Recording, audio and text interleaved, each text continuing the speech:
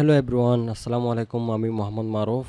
আলহামদুলিল্লাহ সবাই ভালো আছেন। আমি আপনাদের মাঝে নতুন আরেকটি ভিডিও নিয়ে এলাম। ওকে, এখন আপনাদের মাইক্রোসফট 10 এর কিছু গুরুত্বপূর্ণ সেটিং দেখিয়ে দেব, যে সেটিংগুলো করে নিলে আপনাদের কাজ করতে সুবিধা হবে।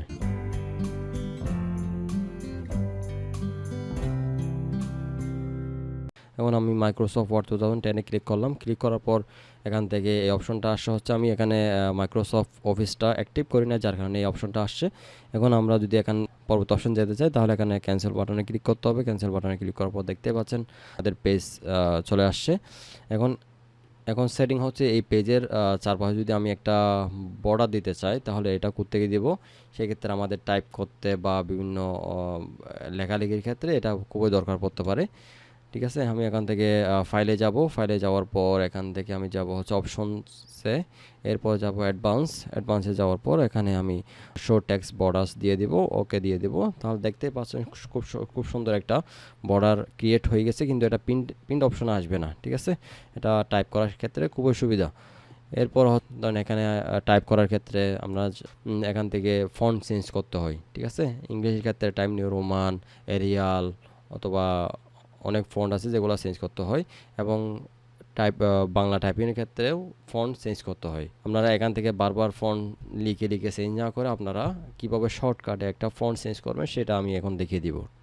এখন আমরা এখানে ফন্ট বারে অথবা যে কোনো বারে আপনি রাইট বাটন ক্লিক করে কাস্টমাইজ দিবেন। কাস্টমাইজ দেওয়ার পর এখান থেকে কাস্টমাইজ দিবেন। কাস্টমাইজ দেওয়ার পর এখান থেকে আপনার ক্যাটাগরিজের মধ্যে আপনি এখান থেকে ফন্ট সিলেক্ট করে দিবেন। ফন্ট সিলেক্ট করার পর এখন আমি ধরেন টাইম নিউ রোমান দিলাম। এটা হচ্ছে ইংলিশ টাইপের ক্ষেত্রে লাগে।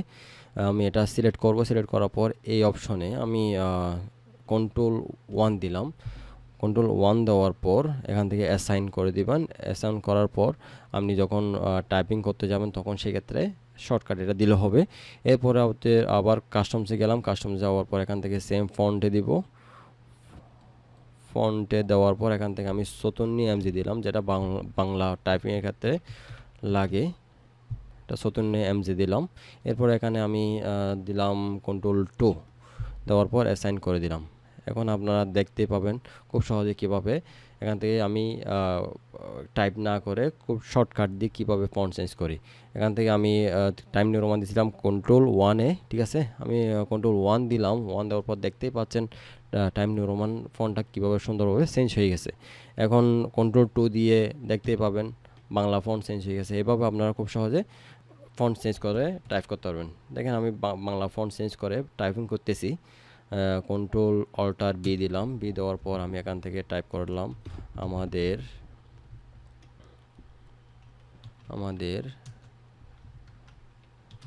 দেশের নাম বাংলাদেশ। এখন ইংলিশে টাইপ করার জন্য কন্ট্রোল-অল্টার-বি, ABCD আপনি বিভিন্ন রকম টাইপ করতে পারবেন। এভাবে আপনারা খুব সহজে ফন্ট চেঞ্জ করে টাইপিং করতে পারবেন।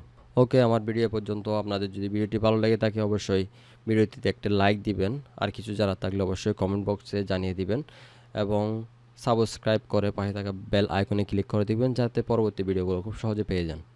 ওকে, সবাই ভালো থাকবেন, সুস্থ থাকবেন। আল্লাহ হাফেজ।